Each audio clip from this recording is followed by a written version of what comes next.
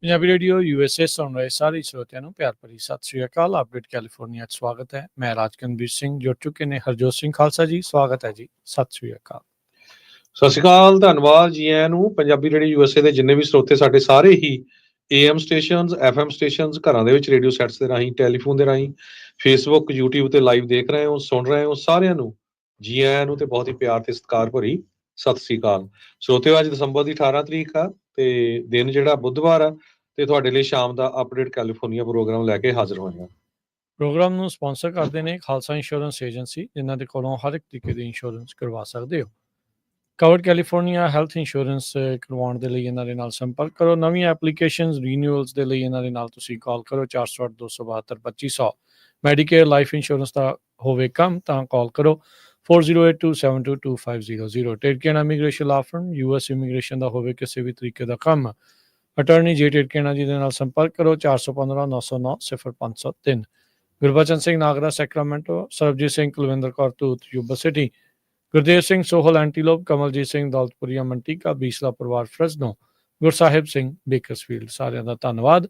ਜੇ ਤੁਸੀਂ ਵੀ ਇਸ ਪ੍ਰੋਗਰਾਮ ਨੂੰ ਸਪਾਂਸਰ ਕਰਨਾ ਚਾਹੁੰਦੇ ਹੋ, ਸੰਪਰਕ ਕਰੋ 408-722-7698 ਦੇ ਉੱਤੇ।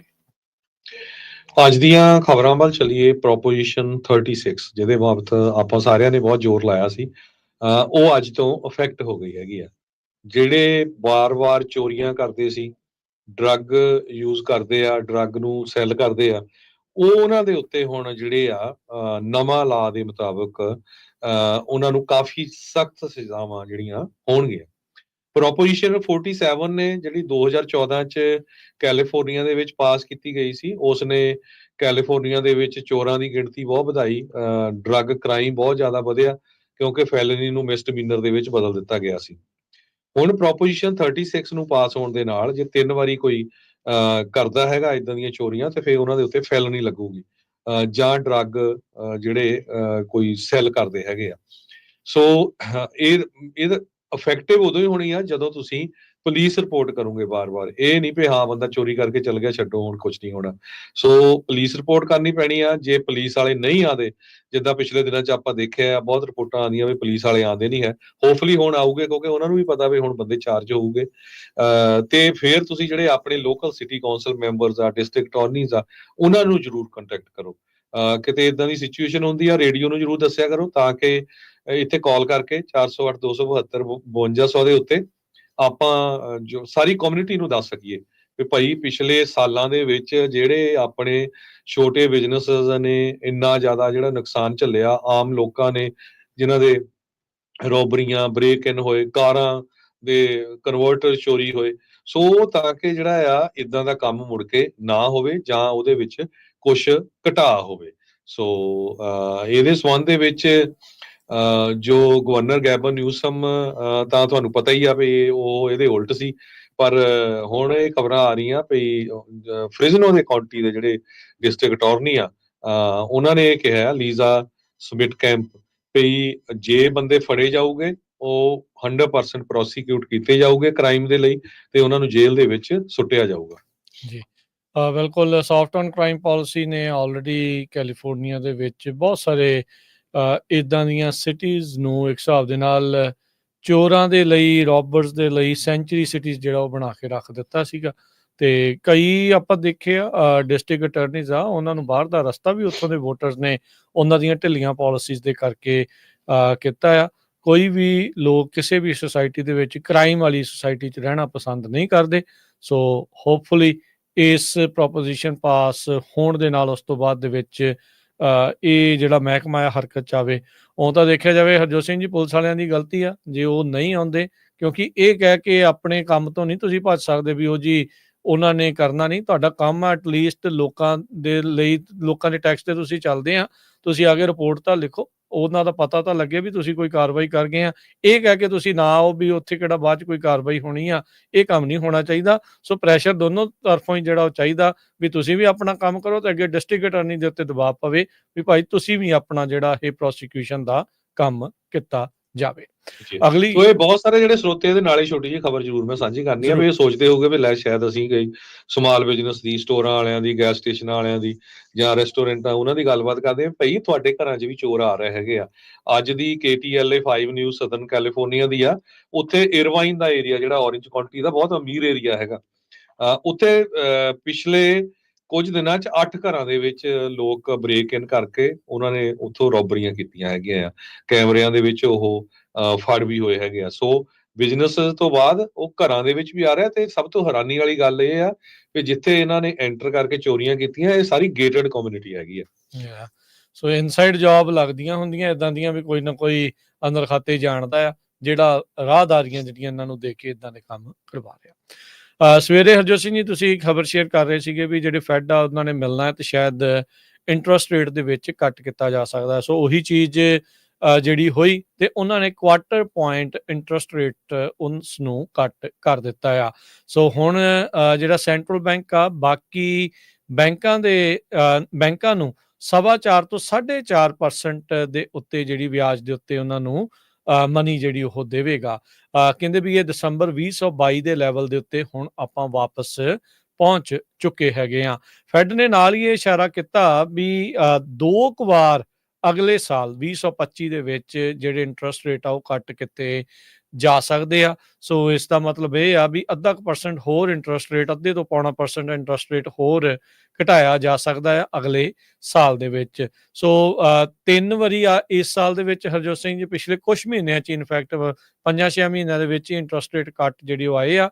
ਪਹਿਲੀ ਵਾਰ 0.25% ਤੇ ਦੋ ਵਾਰ ਜਿਹੜਾ ਉਹ ਅੱਧਾ ਕੁਆਟਰ ਪਰਸੈਂਟ ਜਿਹੜਾ ਆ ਉਹ ਕੀਤਾ। ਪਹਿਲੀ ਵਾਰ 0.5% ਤੇ 2 ਵਾਰੀ ਜਿਹੜਾ ਕੁਆਟਰ ਪਰਸੈਂਟ ਇੰਟਰਸਟ ਰੇਟ ਕੱਟ ਕੀਤਾ। ਸੋ ਕੁੱਲ ਮਿਲਾ ਕੇ 1% ਇੰਟਰਸਟ ਰੇਟ ਇਹਨਾਂ ਨੇ ਹਾਈਐਸਟ ਇੰਟਰਸਟ ਰੇਟ ਤੋਂ ਜਿਹੜਾ ਉਹ ਥੱਲੇ ਲੈ ਆਂਦਾ ਹੈਗਾ ਆ। ਸੋ 25 ਬੇਸਿਸ ਪੁਆਇੰਟ ਘਟਾਉਣ ਦੇ ਨਾਲ ਮਾਰਕੀਟ ਦੇ ਵਿੱਚ ਕੋਈ ਹੋਰ ਤਰੀਕੇ ਦੇ ਜਿਹੜਾ ਆਪਾਂ ਨੂੰ ਅਸਰ ਜਿਹੜਾ ਉਹ ਦਿਖਿਆ ਹੈਗਾ ਆ।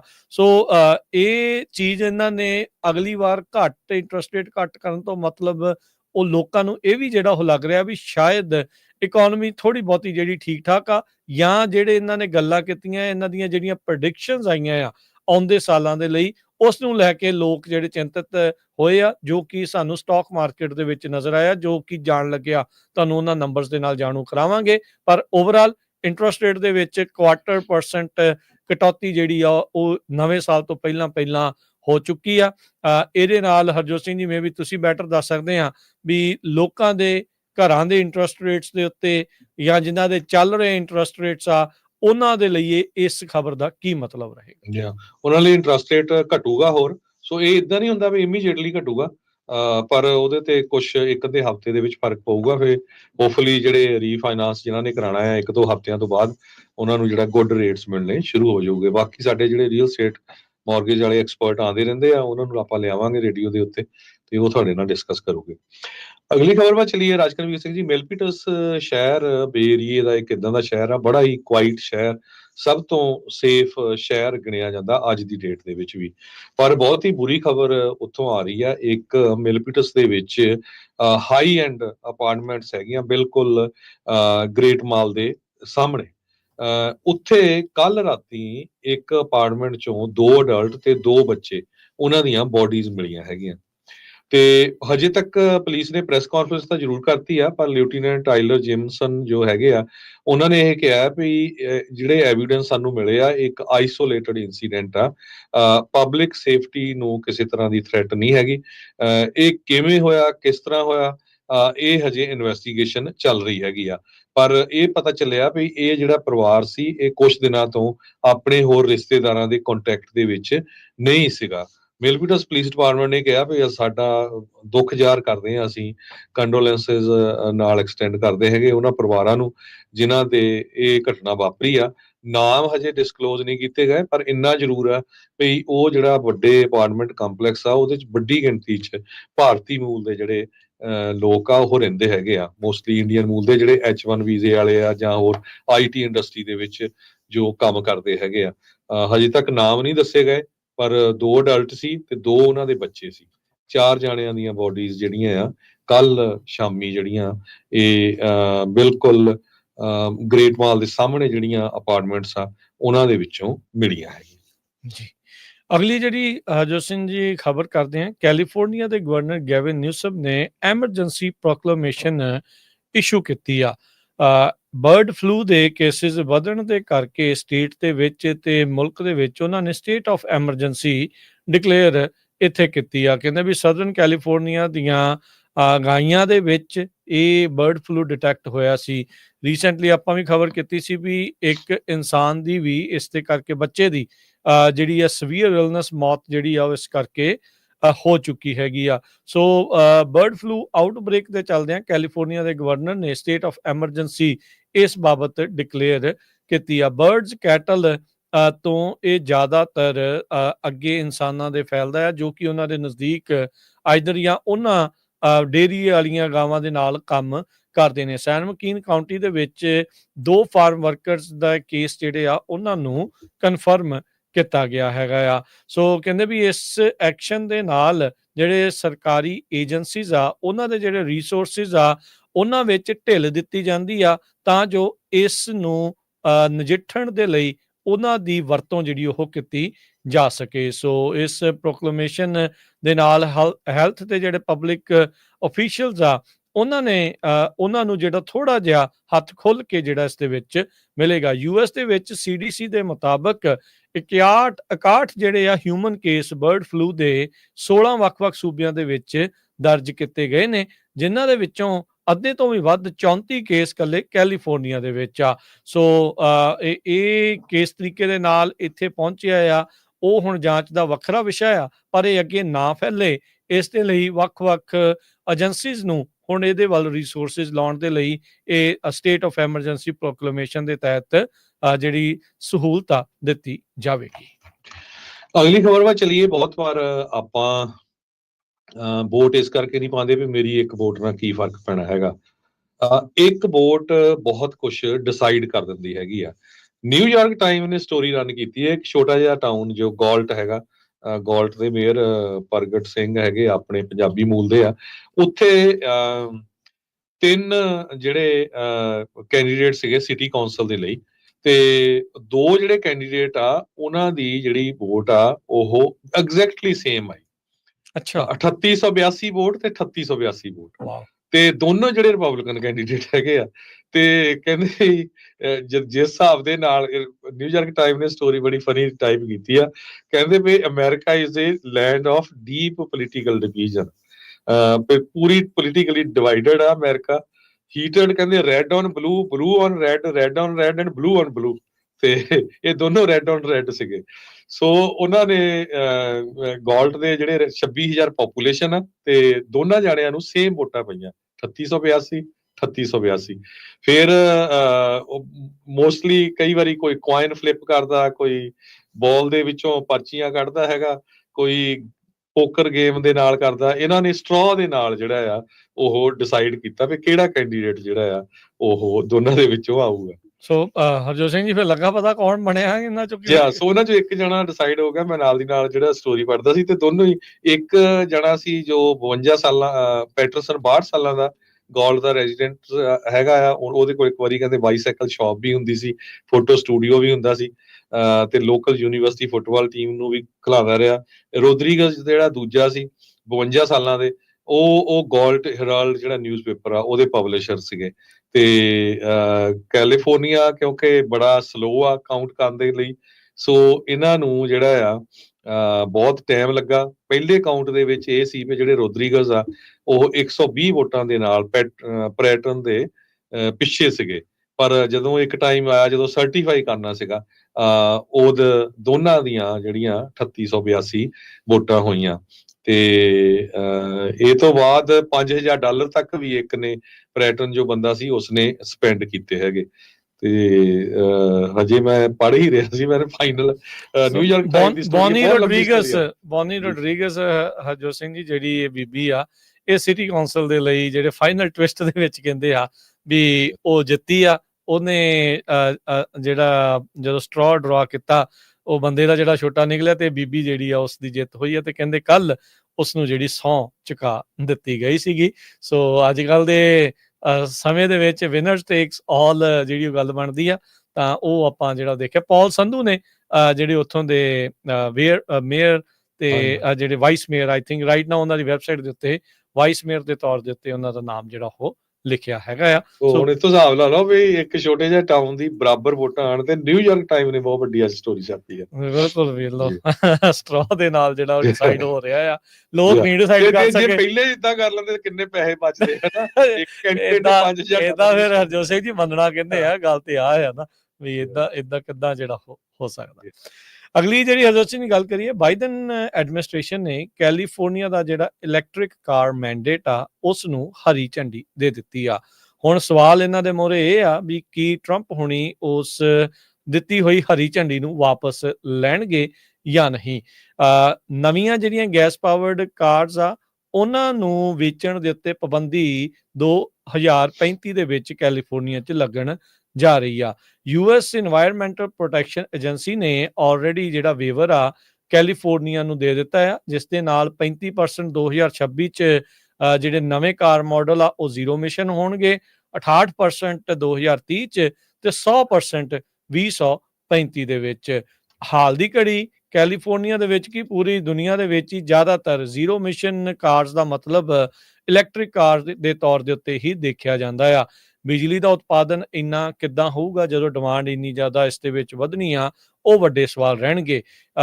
ਟਰੰਪ ਪ੍ਰੈਜ਼ੀਡੈਂਟ ਇਲੈਕਟ ਟਰੰਪ ਉਹਨਾਂ ਦੇ ਦੁਆਰਾ EPA ਦੇ ਵਿੱਚ ਰੈਗੂਲੇਟਰਸ ਦੇ ਉੱਤੇ ਸਗੋਂ ਸ਼ਿਕੰਜਾ ਕੱਸਣ ਦੀ ਜਿਹੜੀ ਤਿਆਰੀ ਜ਼ਿਆਦਾ ਆ ਤੇ ਜਿਹੜੀਆਂ ਰੈਗੂਲੇਸ਼ਨਸ ਇਹਨਾਂ ਦੁਆਰਾ ਲਗਾਈਆਂ ਗਈਆਂ ਆ ਉਹਨਾਂ ਨੂੰ ਵਾਪਸ ਲੈਣ ਦੇ ਵੱਲ ਉਹਨਾਂ ਦਾ ਰੁਝਾਨ ਜ਼ਿਆਦਾ ਆ। ਸੋ ਪਰ ਅੱਜ ਬਾਈਡਨ ਪ੍ਰਸ਼ਾਸਨ ਨੇ ਕੈਲੀਫੋਰਨੀਆ ਨੂੰ ਹਰੀ ਝੰਡੀ ਇਸ ਬਾਬਤ ਕੇਂਦਰ ਦੇ ਵੱਲੋਂ ਦੇ ਦਿੱਤੀ ਆ। EPA ਨੇ ਇਹਨਾਂ ਨੂੰ ਜਿਹੜਾ ਵੇਵਰ ਆ ਉਹ ਮਿਲ ਗਿਆ ਆ। ਸੋ EPA ਦੀਆਂ ਰੈਗੂਲੇਸ਼ਨਸ ਦੇ ਨਾਲੋਂ ਕੈਲੀਫੋਰਨੀਆ ਦੀਆਂ ਜਿਹੜੀਆਂ ਰੈਗੂਲੇਸ਼ਨਸ ਆ ਉਹ ਹਮੇਸ਼ਾ ਵੱਧ ਚੜ ਕੇ ਜਿਹੜੀਆਂ ਜ਼ਿਆਦਾ ਰਹੀਆਂ ਆ ਪੂਰੇ ਮੁਲਕ ਦੇ ਮੁਕਾਬਲੇ। ਉਹਨਾਂ ਦੇ ਵਿੱਚੋਂ 2035 ਦੇ ਵਿੱਚ ਜਿਹੜੀਆਂ ਗੈਸ ਪਾਵਰਡ ਗੱਡੀਆਂ ਦੇ ਉੱਤੇ ਜਿਹੜੀ ਪਾਬੰਦੀ ਆ ਉਹ ਉਹਨਾਂ ਦੇ ਵਿੱਚ ਇੱਕ ਹੈਗੀ ਆ। ਸੋ ਦੇਖੋ ਕਲੀਨ ਏਅਰ ਐਕਟ ਦੇ ਤਹਿਤ ਜਿਹੜੇ ਫੈਡਰਲ ਕਲੀਨ ਏਅਰ ਐਕਟ ਆ ਉਸ ਦੇ ਨਾਲ ਇਸ ਵੇਵਰ ਦੇ ਵਿੱਚ ਜਦੋਂ ਹੁਣ ਤਬਦੀਲੀ ਆਉਂਦੀ ਆ ਪ੍ਰਸ਼ਾਸਨ ਦੇ ਵਿੱਚ ਉਸ ਦੇ ਉੱਤੇ ਕੀ ਅਸਰ ਪਵੇਗਾ।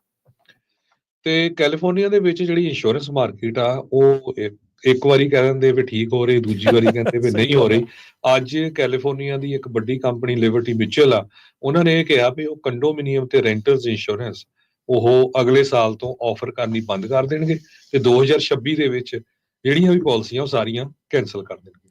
ਅਜੇ ਥੋੜੇ ਦਿਨ ਪਹਿਲਾਂ ਮਿਲਾ ਦਾ ਸਟੇਟ ਫਾਰਮ ਵਾਲਿਆਂ ਨੇ ਕਿਹਾ ਸੀਗਾ ਵੀ ਅਸੀਂ ਕਾਂਡੋਸ ਤੇ ਹੋਮ ਓਨਰਸ ਵਾਲੀਆਂ ਰੈਂਟਰ ਇੰਸ਼ੋਰੈਂਸ ਜਿਹੜੀਆਂ ਉਹ ਲਿਖਣ ਜਾ ਰਹੇ। ਇਹਨਾਂ ਨੇ ਦੇਖਿਆ ਹੁਣ ਦੂਜੀ ਆ ਗਈ ਤੇ ਆਪਾਂ ਚਲੋ ਇੱਥੋਂ ਨਿਕਲਦੇ ਹੈਗੇ ਆ। ਨਹੀਂ ਸੌਰੀ ਫਾਰਮਰ ਵਾਲਿਆਂ ਨੇ ਆਖਿਆ ਸੀਗਾ ਵੀ ਅਸੀਂ ਜਿਹੜਾ ਦੁਬਾਰਾ ਇਸ ਦੀਆਂ ਲਿਖਣੀਆਂ ਸ਼ੁਰੂ ਕਰਨ ਜਾ ਰਹੇ ਆ।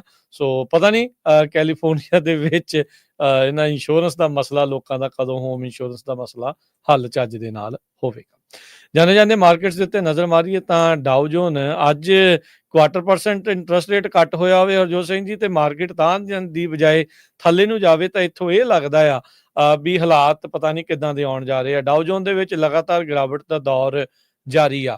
ਅੱਜ 1100 ਤੇ 23 ਪੁਆਇੰਟ ਮਾਰਕੀਟ ਡਿੱਗਣ ਦੇ ਨਾਲ 42,000 ਤੇ 327 ਦੇ ਉੱਤੇ ਮਾਰਕੀਟ ਬੰਦ ਹੋਈ। S&P ਦੇ ਵਿੱਚ ਵੀ ਤਕਰੀਬਨ 3% ਦੀ ਗਿਰਾਵਟ ਹੋਈ, 178 ਪੁਆਇੰਟ ਡਿੱਗੇ 5800 ਤੇ 72 ਤੇ।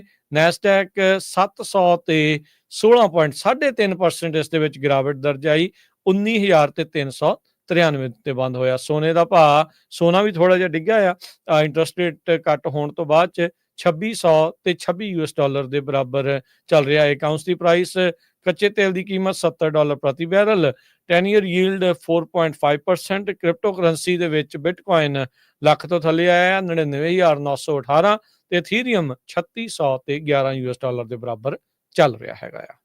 ਗੋਲਡ ਵੀ ਅੱਜ ਡਾਊਨ ਗਿਆ 26, ਇੱਕ ਟਾਈਮ ਤੇ ਤਾਂ 2600 ਤੋਂ ਥੱਲੇ ਚਲਾ ਗਿਆ ਸੀ, ਬਾਅਦ ਦੇ ਵਿੱਚ 2626 ਦੇ ਕਰੀਬ ਜਿਹੜਾ ਗੋਲਡ ਦੀ ਪ੍ਰਾਈਸ ਰਹੀ ਆ। ਆਪਣੇ ਦੋਨੋਂ ਹੀ ਜਿਹੜੇ ਇੱਕ ਗੁਆਂਢੀ ਮੁਲਕ ਕੈਨੇਡਾ ਦੀ ਗੱਲ ਕਰਦੇ ਜਾਈਏ, ਉਹਨਾਂ ਦਾ ਡਾਲਰ ਥੱਲੇ ਨੂੰ ਡਿੱਗਦਾ ਜਾ ਰਿਹਾ ਅਮਰੀਕਾ ਦੇ ਮੁਕਾਬਲੇ। ਇੱਕ US ਡਾਲਰ ਦੇ ਬਰਾਬਰ ਕੈਨੇਡਾ ਦੇ $1 ਤੇ 42 ਸੈਂਟ ਹੋ ਗਿਆ। ਤੇ ਦੂਸਰੇ ਪਾਸੇ ਇੰਡੀਆ ਦਾ ਵੀ ਜਿਹੜਾ ਮੋਦੀ ਉਹਨਾਂ ਦਾ ਰੁਪਈਆ ਥੱਲੇ ਨੂੰ ਜਾ ਰਿਹਾ ਧੜਾ ਧੜ। ਇੱਕ US ਡਾਲਰ ਦੇ ਬਰਾਬਰ ਇੰਡੀਆ ਦੇ ਹੁਣ 85 ਰੁਪਏ ਤੇ 10 ਪੈਸੇ ਹੋ ਗਏ ਅੱਜ।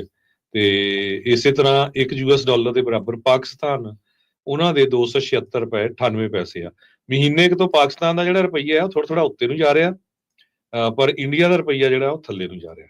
ਜੀ, ਇੱਥੇ ਪ੍ਰੋਗਰਾਮ ਦੀ ਸਮਾਪਤੀ। ਮੇਰੇ ਰਾਜਕਮਲ ਸਿੰਘ ਵੱਲੋਂ ਤੇ ਹਰਜੋਤ ਸਿੰਘ ਵੱਲੋਂ ਸਭ ਨੂੰ ਪਿਆਰ ਭਰੀ ਸਤਿ ਸ਼੍ਰੀ ਅਕਾਲ ਜੀ। ਸੁਣਦੇ ਰਹੋ, ਦੇਖਦੇ ਰਹੋ ਪੰਜਾਬੀ ਰੇਡੀਓ।